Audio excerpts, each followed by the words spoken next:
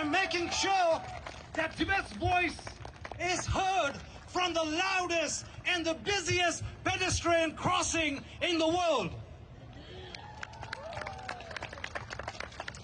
For more than 70 years, Tibetans have been told to accept the unacceptable.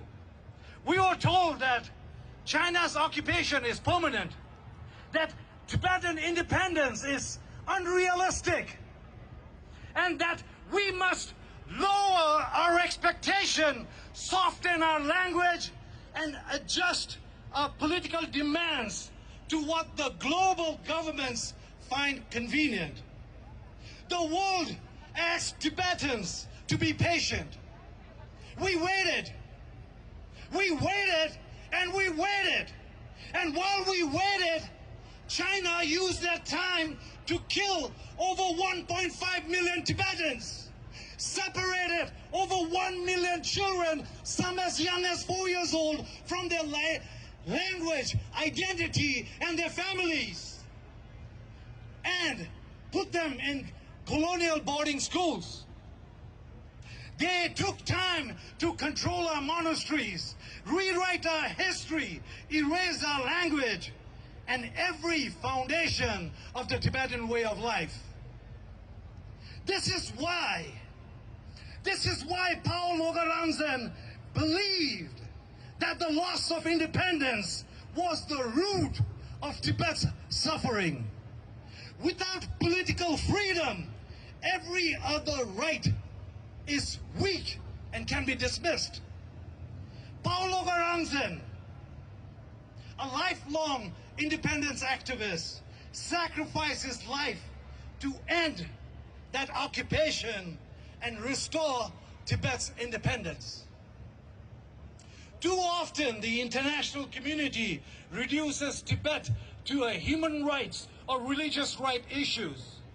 Governments sometimes express concerns about political prisoners, even colonial boarding schools, and the destruction of Tibetan culture, but refuse to confront the political cause behind all of this, that Tibet is an occupied country and that Tibetans have been denied the right to determine their own future. The United Nations knows that. The governments know that. Political leaders know that.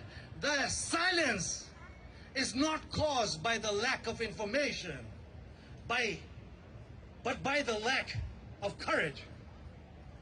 These governments have treated China's occupation as normal and expects Tibetans to adjust and accept it. This has been China's greatest victories, and China makes us believe that our resistance is futile and that our freedom is impossible. Paul Loga Rangzen rejected that lie and that fake narrative. He sacrificed outside the United Nations the most recognized address in the whole planet because he wanted the folks in that institution to not look away and no longer say that we don't know what's happening in Tibet.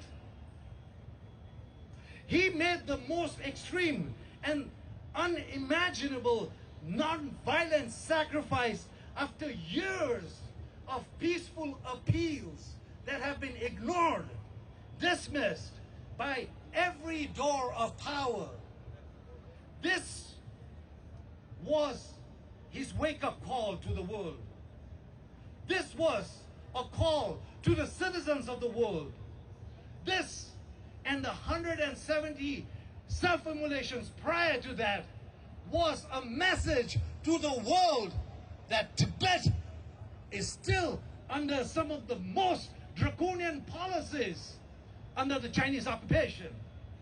So, how long can the world choose to look away and ignore the 171 human beings who burned themselves to use their own bodies as evidence? How long can the United Nations and governments hide behind weak and useless statements? How long can politicians and activists who claim to oppose occupation, genocide, and oppression lose their moral courage when it comes to China, the world's most brutal and most powerful authoritarian regime. Standing here today at Times Square, the world's busiest, the most glamorous, the most shiniest place, I want to ask the world, why is Tibet denied the outrage and urgency extended to other occupied and oppressed people? Are Tibetan lives worth less? Is our nation less deserving of freedom? And it gives me no pleasure but to call on the world with shame.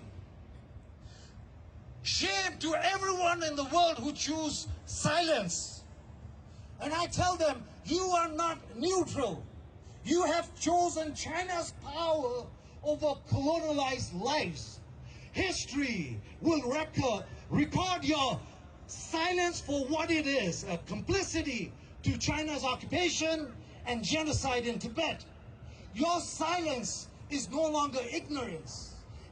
Your silence is violence, and your hands are filled with blood, along with the blood of the Chinese regime.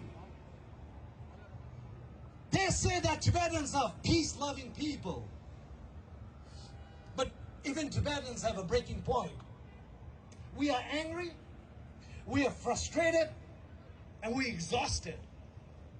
But do not mistake our non-violence for weakness. Do not mistake our patience for surrender. We are peaceful people, but we are not defeated people.